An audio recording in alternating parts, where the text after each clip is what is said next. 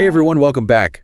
So, thinking of putting some cash into Tesla. Well, it's a big decision. It is. For sure. Yeah. And we're here to kind of help you figure that out. Oh, we are. We're going to break it all down for you, give you all the information so you can make that decision yourself. Yeah. We've got a lot of sources that we dug into. Yeah, we do. To help you. Financial reports, industry analysis, all sorts of good stuff. We're going to break down where Tesla stands right now, what their plan is for the future. Right now, exactly. And, how are they holding up in the EV market? That's the big question, right? Getting more and more crowded. It is. It's a super dynamic landscape. So knowing all those details is going to be super helpful, I think. Okay, so let's rewind a little bit first. Okay. Everyone knows Tesla. They were the trailblazers, right? Yes, absolutely. They were the ones that made electric cars cool, kind of turned the whole industry on its head. Yeah, they did. But where are they now, like beyond that initial hype? I mean, I think that early lead really helped them build a brand that is just like synonymous with innovation, performance, and honestly, like coolness, right? Yeah. That still matters today. It does. Even as the competition is catching up. Huge, right? Like Ford and GM, they're not just dipping their toes in the water anymore. Yeah. They are full on diving in. Absolutely. Okay, but let's get down to the numbers. Okay, let's do it. Tesla's financials for the first 9 months of 2024. Yep. Total revenue was $71.98 billion. Okay. That's a slight increase from last year. It is, but what's interesting is like within that, automotive sales revenue actually dipped. Wait, hold on. The revenue went up. Yeah, total revenue. But car sales went down. Yeah, so like 7%. Okay, how does that work? So lower average selling prices are a factor. Okay. So price reductions, they've had some really good financing deals. And also the mix of cars they're selling is changing. Gotcha. So Model 3 and Y deliveries are down. Okay. While Cybertruck is starting to, Oh, so they're selling more Cybertrucks? That's probably affecting that? Right. Okay. But there's another piece of this revenue puzzle, right? There is. They're not just a car company anymore. No, absolutely not. At all. Tesla's energy generation and storage segment is booming. Okay. Revenue there is up 53%. Wow, that's huge. Year over year, it's a lot. Okay, so that's where the Powerwall, Megapack, their solar stuff comes in? Yeah. That's got to be good for the long-term stability of the company. It definitely adds another, layer of potential growth, right? Makes them less reliant on just the car market, which is kind of a good idea. Yeah, good idea to spread it out a little bit these days. Yeah, totally. But we can't forget about their operating cash flow. Right. $10.11 billion for the first 9 months of 2024. So even though their car sales dipped, they're still making money. They are, which is a good sign. Yeah, very healthy sign. Okay. But they're also putting a lot of that money back into the business, like $8.56 billion in capital expenditures. Okay, let's talk about that. Yeah. What are they spending all that money on? Primarily AI development, building new factories, and developing new products. Makes sense. Yeah, expanding globally. Okay. So new factories in Europe, Asia, North America. Yeah. They've even got this new mega factory in Shanghai. Wow. Dedicated to energy storage products. That's cool. Yeah, it's a big deal. So they're going all in on growth. They are. That's, for someone who's thinking about investing. Yeah. This is a big, big point, right? Huge potential if it pays off. Yeah. But also a lot of risk. A lot of risk if it doesn't. Right. High risk, high reward type of situation. It is. It's that game, and it's directly tied to their strategic goals. Okay, let's get into those. Let's do it. First up, vertical integration. Okay. So they're not just, building cars anymore. Yeah. They're making their own parts. They're going deep into that supply chain. Right. Manufacturing their own battery cells. Okay. The 4680 cells, which are supposed to be more efficient, cheaper to produce. Right. And get this, they're even opening up their supercharger network to other automakers. That's a bold move. It is bold. So they're going to let other car companies use their chargers. So it's a gamble. I mean, are they trying to make the supercharger like the standard? I think that's the play. Okay. Right. Like a few automakers have already adopted their charging connector, the NACS. Right. So if that catches on, right, it could be a big advantage. Oh, yeah. Especially as more EVs hit the road. But there are definitely hurdles. Well, yeah. I mean, the cost of building maintaining that global network. Absolutely. That's a big It's not easy. undertaking. Yeah. And then the vertical integration with the battery production. Right. And that's not a walk in the park either. No. I mean, that takes a lot of expertise. Yeah. Specialized tech investment. Yep. Lots of money. So vertical integration gives them more control, potentially lower costs. Eventually. Yeah. Down the line. Yeah. But it's not a guaranteed thing. No guarantees. Okay, what's the next piece? Global domination. Oh, okay. That's the next one. So they want to be everywhere. They do. They are not content with just a few key markets. Yeah. They want to be everywhere. Okay. A global powerhouse. Makes sense.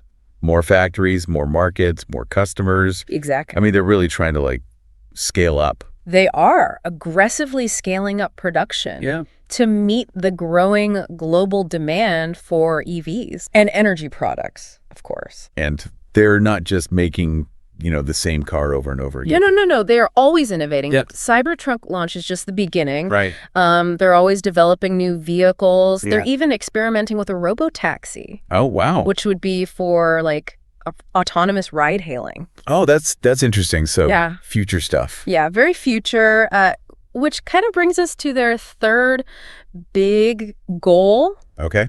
autonomy and AI. Okay, let's talk about that.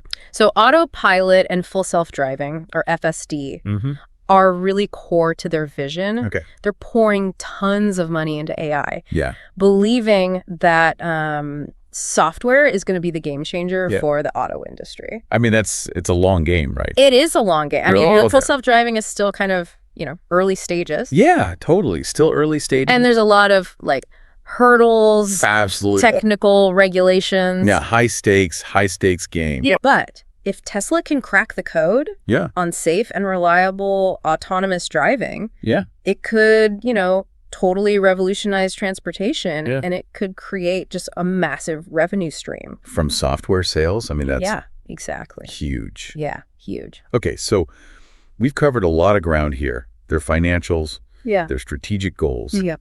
But how do they stack up against everybody else? Right. So the EV market is evolving so quickly. Oh, it's crazy. It's crazy. It's Hard to getting really crowded. Yeah.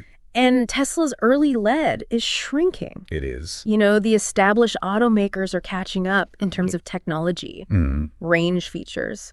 Yeah, but they still have a very strong brand. They do. I mean, strong brand, loyal customer base. love those cars. Yeah. And they invest heavily in the company themselves. Yeah, that's a really interesting point. Like the employees. Yeah, the employee stock it. ownership. Yeah. It shows a strong belief in the company Yeah. from the people who, know it best, Right. the ones who are building the cars, Yeah. writing the software, installing the solar panels. Yeah, it's a big Big deal. vote of confidence. Yeah, for sure. But you can't ignore government regulations either, right? No, definitely not. Like the Inflation Reduction Act, that's Yeah, that's changing the game shaking things up, for the whole EV industry. the whole industry. Absolutely. So those incentives, I mean, they're meant to boost EV adoption, Yeah.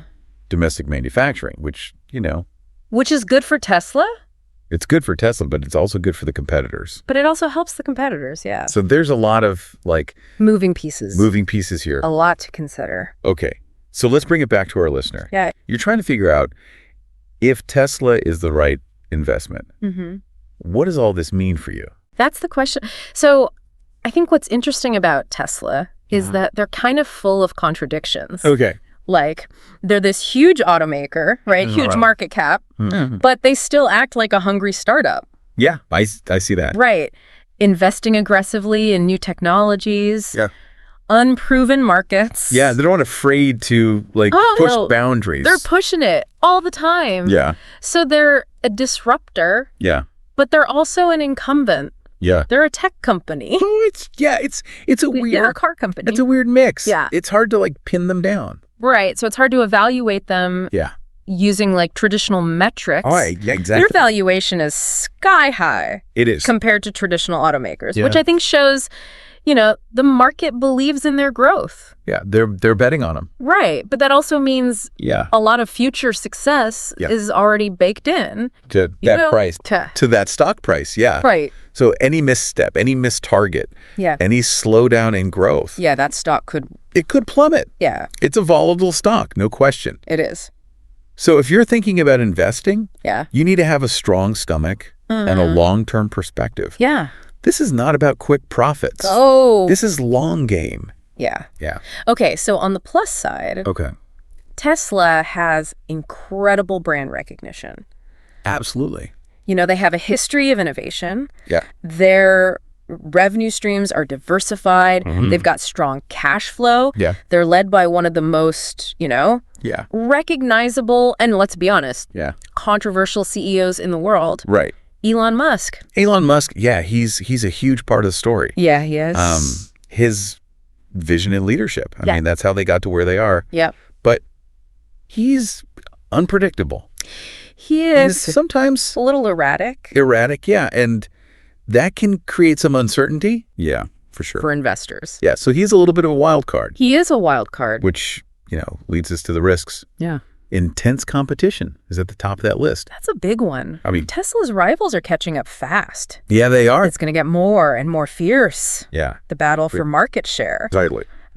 We also have to think about regulatory uncertainty, government policies on EVs and autonomous driving. Yeah, They're still evolving. they're changing all the time. Yeah, and any changes could really impact Yeah. Tesla's business. Big time.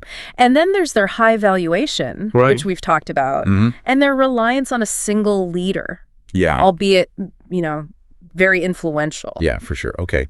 So what does all this mean for you?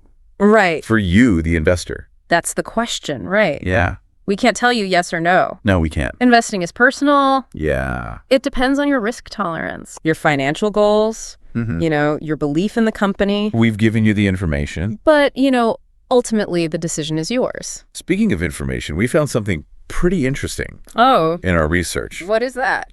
This recent Form 144 filing, it says that Vaibhav Taneja, Tesla's CFO, sold 8,000 shares of Tesla stock. Oh, Okay. So should we be worried? not necessarily. The filing says these shares were acquired through stock options, Okay. and the sale was on November 8th, 2024. Okay. Executives sell shares for all sorts of reasons. Yeah. Personal financial planning, diversifying their portfolio, Right. Just life stuff. Exactly. So it doesn't necessarily mean he thinks the company's going to tank. No, not at all. Okay. But it does raise an interesting question. Yeah. Like, as an investor, how much should you pay attention to those insider transactions? Right. Are those like, It's a judgment call. yeah. And honestly, Are they a good sign or are they just like whatever?